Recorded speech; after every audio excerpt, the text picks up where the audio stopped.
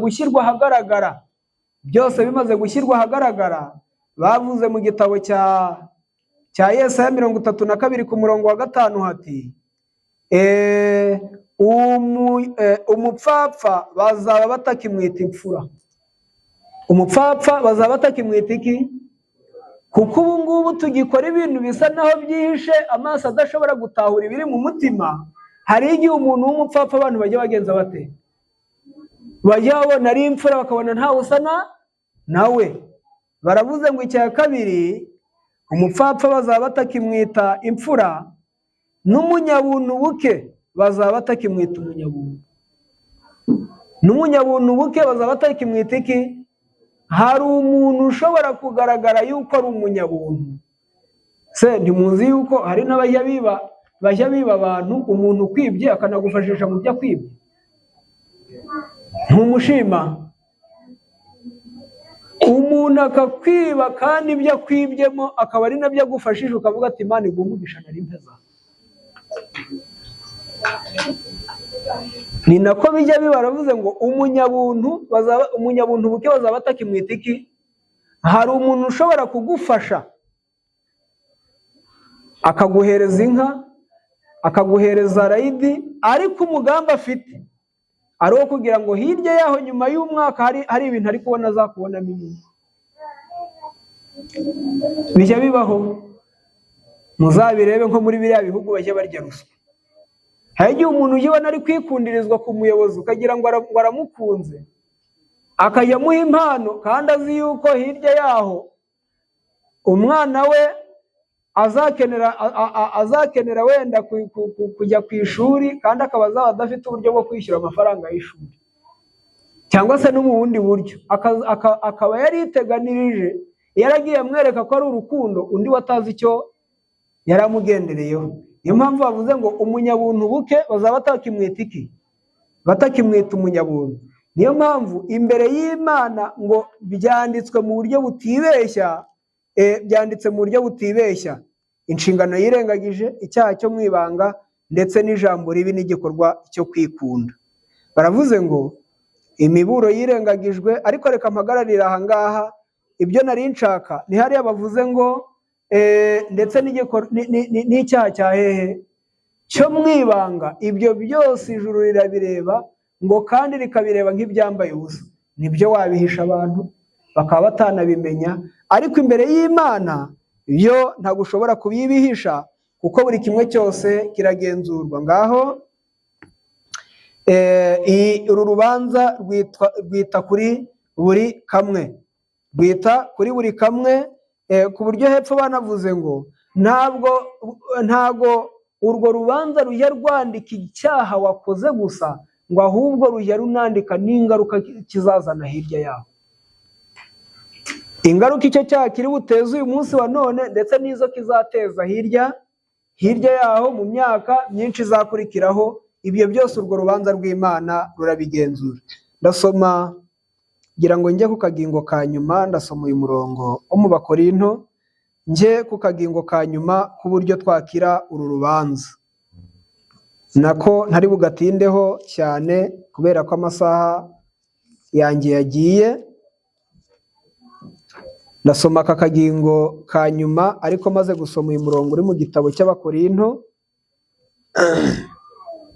Ni Abakorinto ba kabiri, kandebe ko ariho. Yego, ni Abakorinto ba kabiri, igice cyaho ni icya 5 ku murongo wa 10.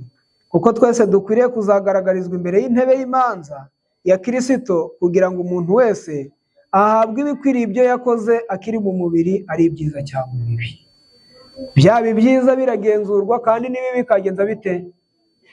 Nta na kimwe cyisoba. N'ibyiza biragenzurwa mu rubanza, kuko ntabwo Imana ihinyurwa n'umubyizi twayihaye gusa, ahubwo Imana ihinyurwa n'umubyizi twayihaye ariko tuwukoze nk'uko ishaka. Ubwo niho muzasoma mu gitabo cy'ibifuzwe byose paje ya 612 ngo niyo Imana igiye guha agaciro igikorwa twakoze, ntabwo iyihera ku byo twakoze, ngo ahubwo ihigenzura umugambi twabikoranye. Ahubwo ihigenzura umugambi twagenze ute? twaje guterana. Ese twaje guterana dushaka kugira ngo twunguke ducike ku byaha, cyangwa twari twabuze n'ahandi twajya?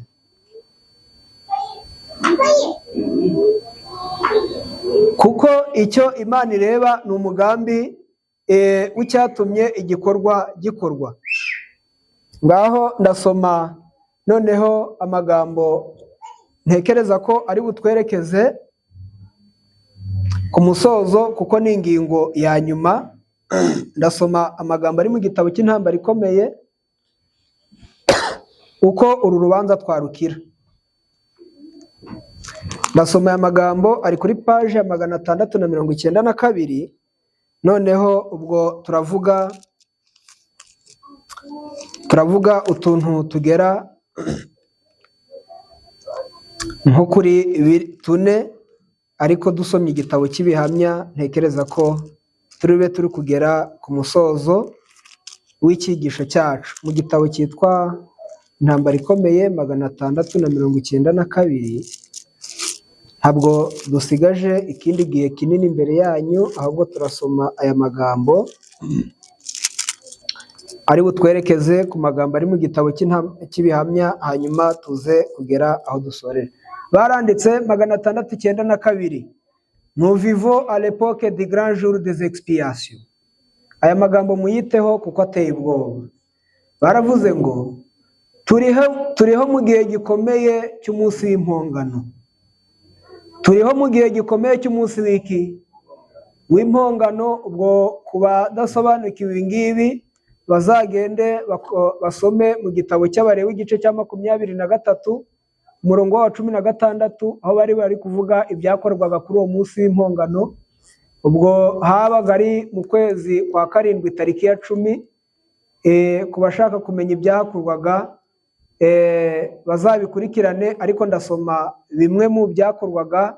Barabivuze hano, baravuze ngo dans le culte mosaïque, pendant que le souverain sacrificateur faisait l'expiation pour Israël, chacun devrait se repentir de ses péchés. Baravuze ngo igihe umutambyi mukuru yinjiraga ahera cyane agiye guhongerera ubwoko bw'Isirayeli, buri wese yagombaga kwibabaza, buri wese yagombaga kwihana ibyaha bye. Umutambyi mukuru agiye ahera cyane guhongerera ubwoko bw'iki, ngo abasigaye aho ngaho bagombaga gusigara bari gukora iki? Bari kwihana ibyaha byabo. Baravuze ngo s'humilier devant le Seigneur, kandi bakicisha bugufi imbere y'Imana, sous peine d'être retranché de son peuple. Ngo bagombaga gusigara bihana ibyaha byabo, bakicisha bugufi imbere y'Imana, batinya yuko bavanwa mu bwoko bw'Isirayeli. Batinya yuko bavanwa mu bwoko bw'Isirayeli. Maintenant de même, pendant les quelques jours de grâce qui restent encore, tous ceux qui veulent que leur nom soit maintenu dans le livre de vie doivent affliger leur âme devant Dieu. Baravuze ngo ressentir une véritable douloureuse de leur péché et faire preuve d'une sincère conversion. Baravuze ngo nta niko biri no muri kino gihe. Nta niko biri na ryari no muri kino gihe, mu gihe turi mu gahe k'ubuntu, mu gihe tugisigaranye agahe k'ubuntu, abashaka yuko amazina yabo arekerwa mu gitabo cy'ubugingo bagomba kubabaza imitima yabo imbere y'Imana. Nta niko biri no muri kino gihe turi mu gahe k'ubuntu, ngo abashaka yuko amazina yabo arekerwa mu bitabo bya hehe by'ubugingo, ngo bakwiriye kubabaza imitima yabo imbere imbere y'Imana. Baravuze ngo bakwiriye kubabaza imitima yabo imbere y'Imana. Baravuze ngo ressentir une véritable douloureuse de leur péché, bakagira uburibwe nyakuri bw'ibyaha byabo. Bakagira uburibwe nyakuri bw'ibyaha byabo. Baravuze ngo faire preuve d'une sincère conversion, kandi bagatanga intangamugabo yuko bihanye by'ukuri. Kandi bagatanga intangamugabo yuko bihanye yuko bihanye by'ukuri. Bana b'Imana, muri kino gihe dusigaranye, aho ibya buri wese biri kugenzurwa, baravuze ngo turi mu gahe gasa nako Abisirayeli babaga barimo ku munsi w'impongano, ngo basigaraga bibarije imitima, ngo batinya yuko umutambyi mukuru yava ahera cyane, ibyaha byabo bitababariwe, ngo maze bakavanwa mu bwoko bw'Isirayeli. No muri iyi minsi ya none dukwiriye kubabazwa n'ibyaha twakoze. Buri muntu wese akajya yigenzura, akareba niba nta byaha yabasigaje mu mitima, byaba bya byaha by'inzangano twabonye, ibyo ijambo ry'Imana ryaciriyeho iteka ko ari ibyaha by'ubwicanyi. Ngaho ndasoma aya magambo noneho atwerekeza aho dusoreza igitabo cyitwa Ibihamya umuzingo wa 5. Ibihamya umuzingo wacyo ni wa 5, 670 kandebe.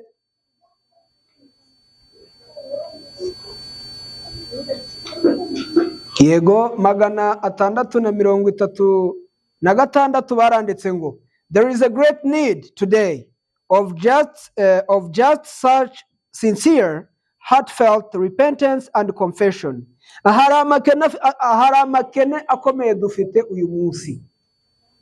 Hari amakene akomeye dufite ryari? Dufite uyu munsi ngo nayo kwihana nyakuri ndetse no kwatura nyakuri. Nayo kwihana nyakuri ndetse no kwatura nyakuri.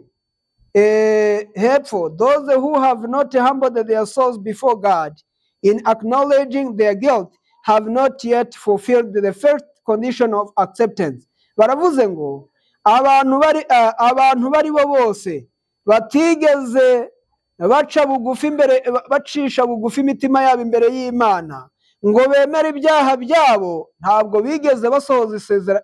bigeze basohoza ikibanze gisabwa kugira ngo umuntu yemerwe. Ntabwo aya magambo muri kuyumva nk'uko nifuzaga ko muyumva.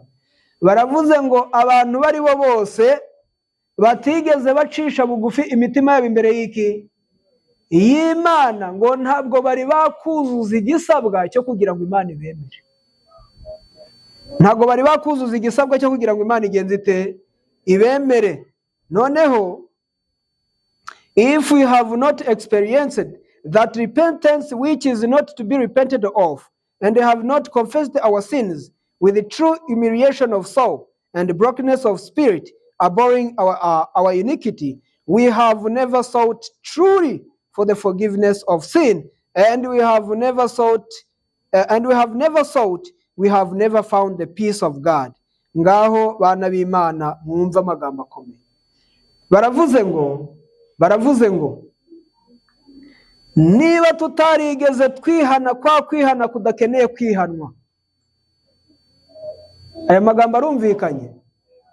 Niba tutarihanye kwihana kudakeneye kugenza gute? Kuko ijambo ry'Imana riri kutubwira ngo hari ukwihana twihanye nako dukeneye kugenza gute? Ni ukwihana umuntu atababajwe n'icyaha agenza ate? Yakoze.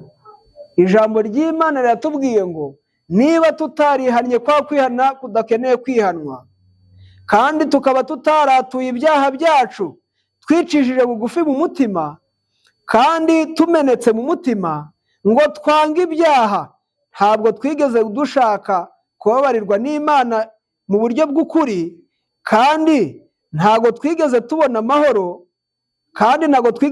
amahoro y'Imana. Noneho the only reason why we may not have remission of sins that are past is that we are not willing to humble our proud hearts and comply with the condition of the word of truth. Baravuze ngo impamvu imwe rukumbi ituma tutababarirwa ibyaha ngo nuko ituma tutababarirwa ibyaha byahashize ngo nuko tutagira ubushake bwo gucisha bugufi imitima yacu y'imyibone, maze ngo duse n'ijambo ry'ukuri. Maze ngo duse n'ijambo ry'iki? Ngo niyo mpamvu imwe rukumbi ituma tutababarirwa iki? Ibyaha byacu. None ijambo ry'Imana icyo ritubwiye nuko dukeneye kwihana, ariko ngo kutari kwihana nako gukeneye kugenza gute? kwihanwa, ku buryo hari ukwihana umuntu yagira kumeze nk'ukwa Esawu. Ukwihana gutinya ingaruka gusa z'icyaha umuntu yakoze, ariko atababajwe n'ubwaguke bw'icyo yagenze ate, bw'icyo yakoze. Noneho ijambo ry'Imana tubwiye ngo dukeneye uko kwihana kutihanwa nanone. Ngaho abantu kwihana, ntabwo ngisomye byinshi muri kiriya gitabo ko amasaha narihaye yararangiye. Muri kiriya gitabo muzakomeza mu bisome. Bavuze ko abantu iyo bihana bakora ibi bikurikira. Icya mbere nuko babanza kwemera ibyaha byabo. Mbere yuko umuntu yihana abanza kwemera iki? Icyaha cye. Icya kabiri akababazwa nacyo. Icya gatatu akakihana. Icya kane akacyatura. Kandi muri kiriya gitabo baratubwiye ngo nta muntu wemerewe kwatura icyaha cye igihe icyo ari cyo cyose yaba ataragikoreye. Igihe cyose yaba ataragikoreye muri rusange, ntiyemerewe kucyaturira muri rusange. Ahubwo abantu batura ibyaha bijyaniranye naho bagenza bate, naho babikoreye. Icyaha cyakorewe mu ibanga cyaturirwa hehe? Mu ibanga hamwe n'Imana, kuko byateza akaga kubivugiraho bitakorewe. Ikindi, icyakorewe umuntu ku giti cye nawe cyaturwa, ariko umuntu aganire na mugenzi we. Icya gatatu ni uko icyakorewe muri rusange nacyo cyaturirwa hehe? Muri rusange, maze umuntu akaba abonye imbabazi z'ibyaha yakoze, akabarwaho gukiranuka. Amahirwe dufite mu gitabo cyitwa Ubutumwa Bwatoranijwe, ngo iyo umuntu yakoze ibyaha ngo ariko akabyihana, abyihannye kwa kwihana kutari uko kwihanwa nako. Baravuze ngo Imana ihimwakira ngo kandi ikamubara nk'utarigeze akora icyaha na rimwe. Rero reka muri aya masaha icyo twiganaga ni ijambo riri kutubwira ngo gukira urubanza rugenze rute? Rutwunamiye. Twabonyemo ingingo nyinshi. Ngaho reka muri aya masaha Imana idufashe uru rubanza natwe tuzabashe kurukira, tubashe kubabarirwa ibyaha muri kino gihe. Muri kino gihe Yesu akiri ahera cyane azahave, ariko natwe dufite ubwishingizi yuko ibyacu byababariwe, byaba na bya bindi abantu batatuziho, ariko byo bizadushira mu rubanza, uko twasomye ko nta na kimwe kisoba Imana. Ngaho Imana ibidushoboze mu izina rya Yesu.